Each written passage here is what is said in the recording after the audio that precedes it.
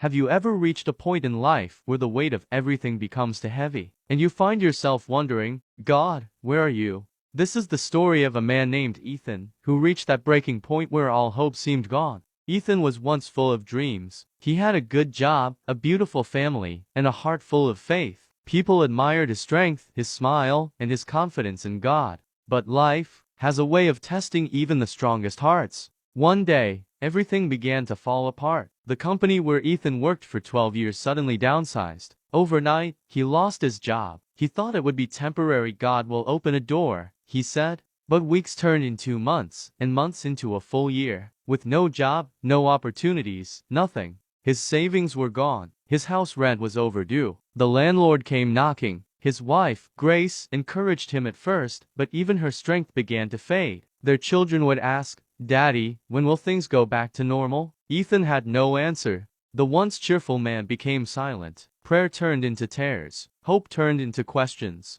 Why me, Lord? What sin did I commit? Have you forgotten me?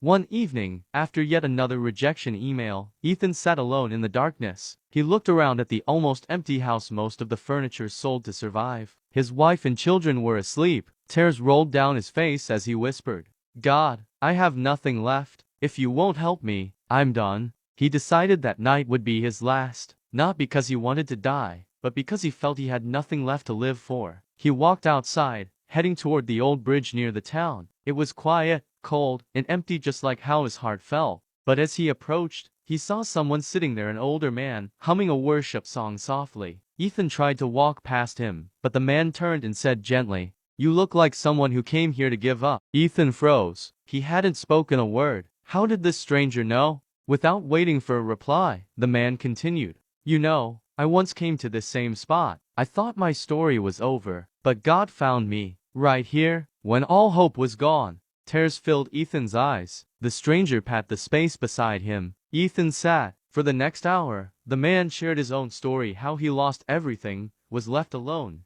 and how God restored him in a way he never imagined.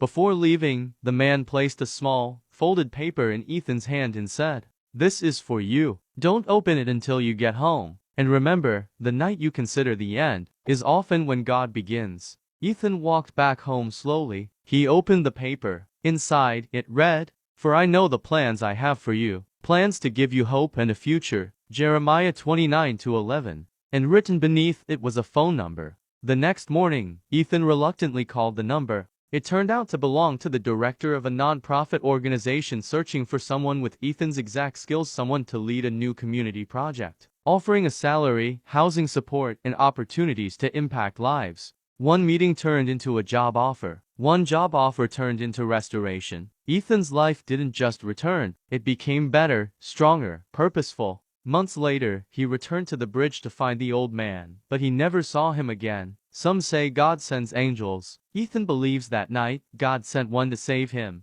So, if you're watching this and you feel like giving up, listen to me. Your story is not over. The night you think it ends may be the night God begins. When all hope is gone, that's when heaven steps in. Hold on, your sunrise is coming.